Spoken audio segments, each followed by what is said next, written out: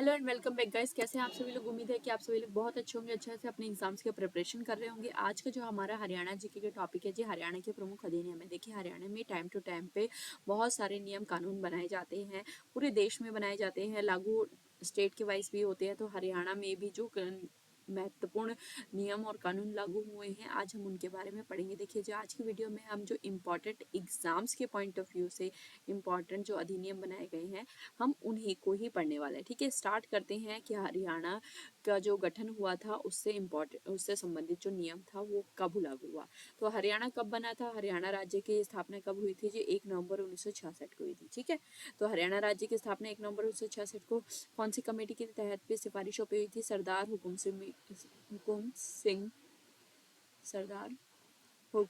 सिंह समिति की सिफारिशों पे हुई थी। ठीक है, किसने पारित किया था जी? भारत सरकार ने पारित किया है इसको, गठन को।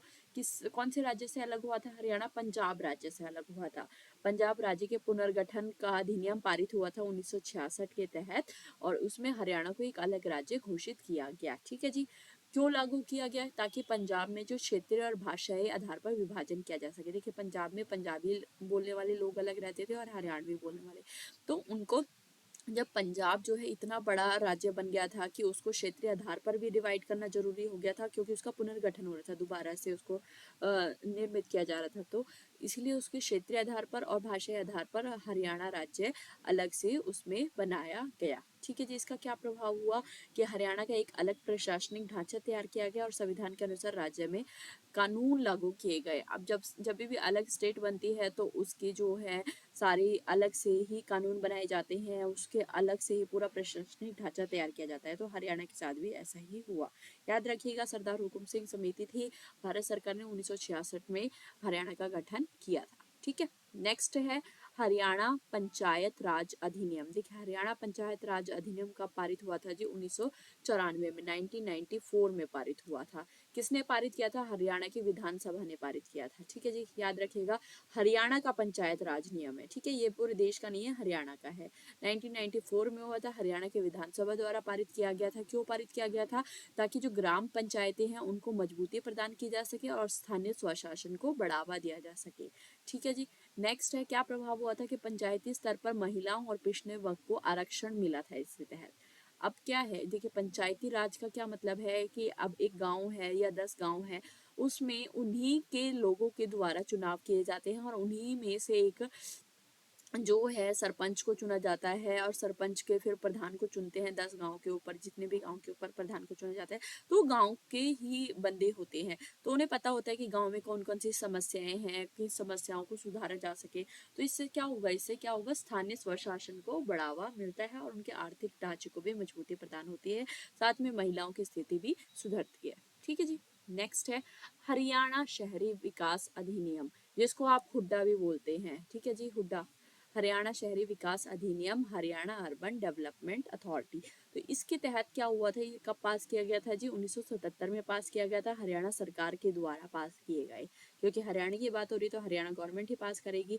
क्यों पास किए गए थे? ताकि शहरी विकास को और भूमि उपयोग को बेहतर किया जा सके। देखिए, हुड्डा के तहत क्या होती है जी, अलग अलग सोसाइटीज बनाई जाती है, उनके तहत एक जमीन अलॉट की जाती है सरकार के द्वारा, और उस जमीन पर जो है घर बनाकर अलग अलग सोसाइटी के टाइप में या फिर नॉर्मल घर बनाकर भी लोगों को कम रेट में उसमें दिए जाते हैं, ताकि वहां पर जो है लोग अपनी अनुसार अपना जीवन यापन कर सके। तो इससे क्या होगा, इससे शहरी विकास में भी मजबूती मिलेगी, गांव से लोग शहरों में आते हैं और भूमि उपयोग के लिए भी बेहतर योजनाएं मिलती हैं। जो से भूमि जिसमें कोई खेती वेती नहीं होती है, वहां पर यहाँ पे क्या किया जा सकता है, इसको उपयोग में लाया जा सकता है। ठीक है, तो इसका प्रभाव कहाँ पर चलाया था हुड्डा का? तो जो हुड्डा के अधिनियम जो बनाए गए थे, गुड़गांव और फरीदाबाद जैसे योजनाबद्ध क्षेत्रों के विकास के लिए किया गया था। ठीक है, नेक्स्ट है हरियाणा अनुसूचित जाति एवं पिछड़ा वर्ग अधिनियम। देखिए, अनुसूचित जाति और पिछड़े वर्ग अधिनियम के तहत तो पूरे देश के में ही कानून बनाए गए हैं, लेकिन हरियाणा में कब बना था? 2016 में हरियाणा विधानसभा द्वारा पारित किया गया था। किस लिए पारित किया गया था?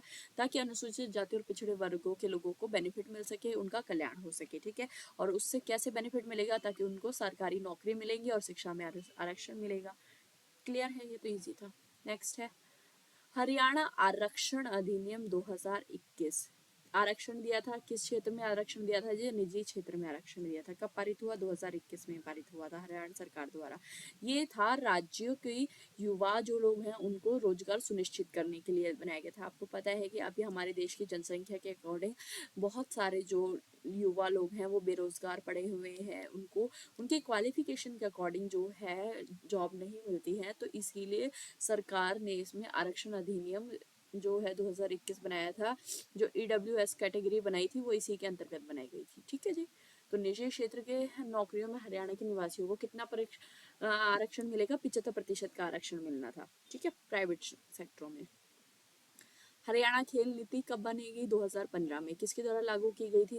हरियाणा सरकार के द्वारा। 2015 में हरियाणा सरकार के द्वारा हरियाणा खेल नीति लागू की गई थी। ठीक है, किस लिए? ताकि हरियाणा के जो खिलाड़ी हैं उनको प्रोत्साहन और सुविधाएं मिले। अब क्या होगा जी खेल नीति से? इसमें जो भी गोल्ड मेडल लेके आएगा या जो भी मेडल लेके आएगा उसको एक अमाउंट दिया जाता है और उसको जो है सरकारी नौकरी भी हरियाणा सरकार के द्वारा दी जाती है। तो नकद पुरस्कार, नौकरी और ट्रेनिंग की सुविधाएं इस खेल नीति के तहत हरियाणा सरकार ने खिलाड़ियों को प्रदान की है।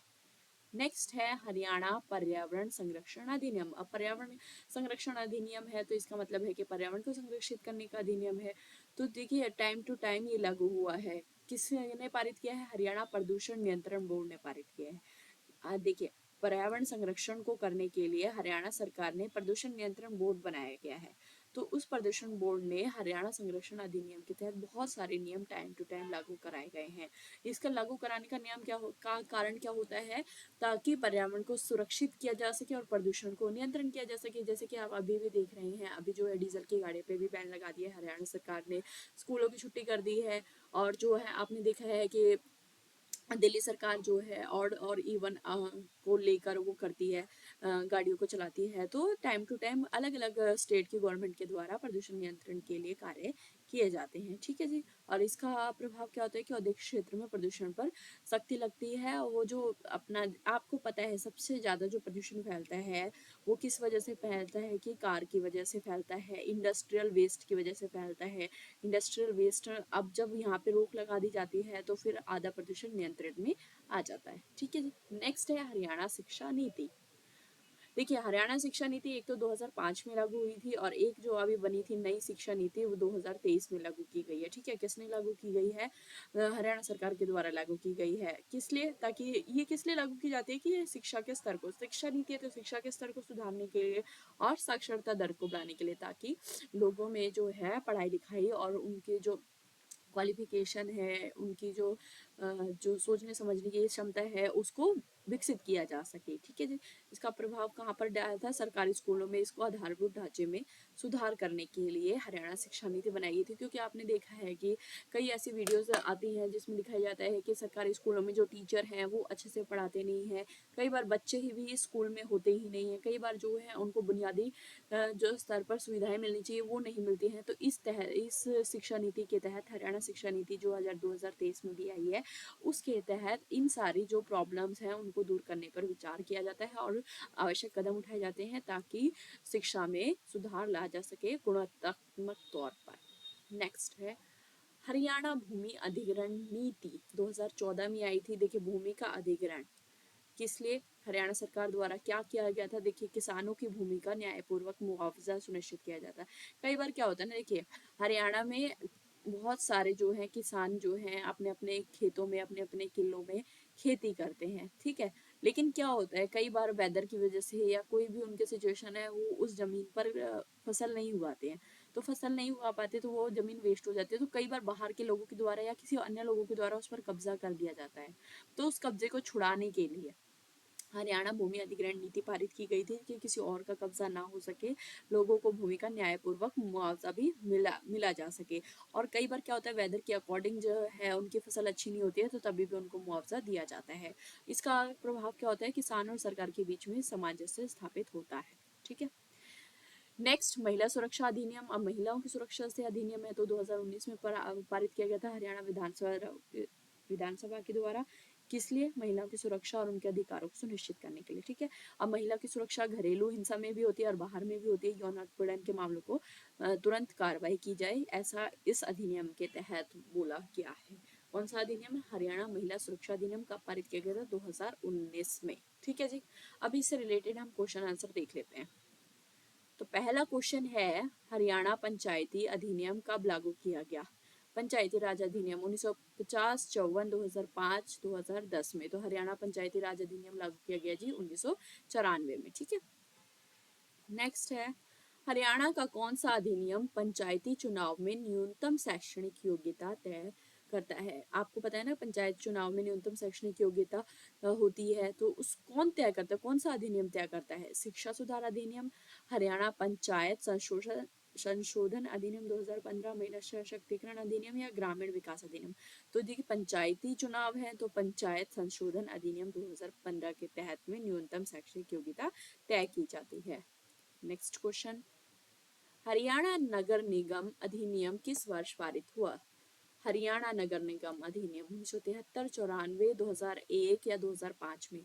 तो हरियाणा नगर निगम अधिनियम पारित हुआ था जी 1973 में। ये आपको याद करने पड़ेंगे, महत्वपूर्ण चीजें हैं। हरियाणा शिक्षा नियमावली यानी कि हरियाणा एजुकेशन रूल्स किस उद्देश्य के लिए लागू किए जाते हैं? शिक्षा का निजीकरण हो सके, शिक्षा का स्तर सुधार सके, सरकारी स्कूल बंद करने के लिए, या फिर केवल उच्च शिक्षा को बढ़ावा दे सके। तो ये इम्पोर्टेंट, किसी सबको पता है, इजीली बता सकते हैं कि शिक्षा का स्तर सुधारने के लिए। नेक्स्ट, हरियाणा श्रम कल्याण अधिनियम किस वर्ष लागू हुआ? 1970, 75, 1986 या 1990? तो हरियाणा श्रम कल्याण अधिनियम लागू हुआ जी 1986 में। कब लागू हुआ था? 1986 में। हरियाणा भूमि संरक्षण अधिनियम का मुख्य उद्देश्य क्या है? अब भूमि का संरक्षण नाम है, तो भूमि का संरक्षण से ही रिलेटेड होगा। देखिए, भूमि पर कब्जा करना, भूमि की उत्पादकता को बढ़ाना, भूमि संरक्षण या हरित आवरण बढ़ाना, या भूमि बेचने को प्रोत्साहन देना। तो सबको क्लियर है कि भूमि के संरक्षण का अधिनियम है, तो भूमि संरक्षण और हरित आवरण को बढ़ाना इसका उद्देश्य होगा।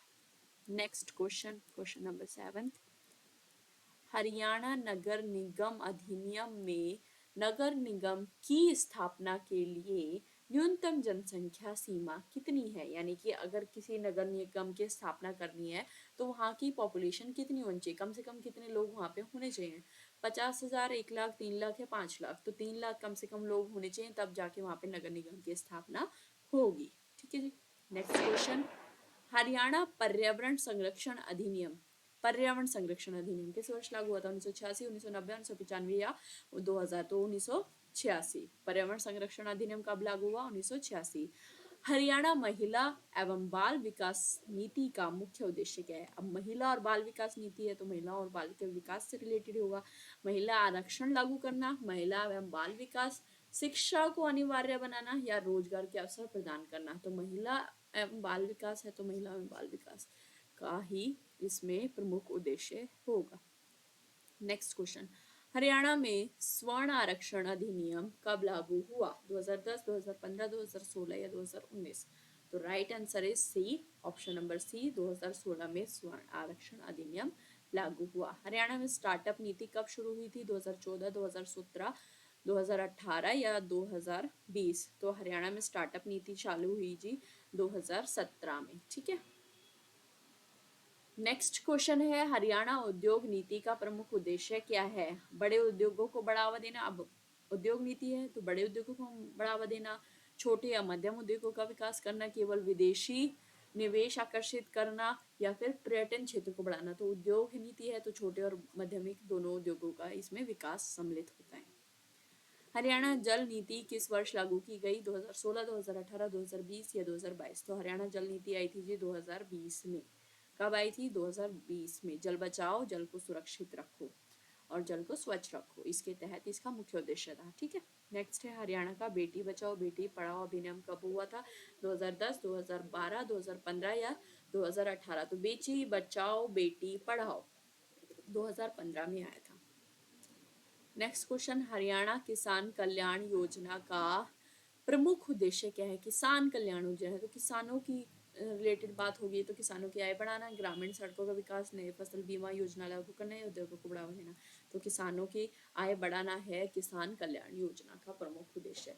तो ये क्वेश्चंस हमने रिलेटेड टू मुख्य अधिनियम कर लिए हैं। देखिए जी, ये वीडियो इजी भी है लेकिन साथ में थोड़ी सी आपको लर्निंग भी करनी पड़ेगी। तो उम्मीद है कि ये वीडियो के नोट्स आप जरूर बनाएंगे। बने रहिए नेक्स्ट वीडियो के साथ। मिलते हैं नेक्स्ट वीडियो में। Take care, see you, bye bye.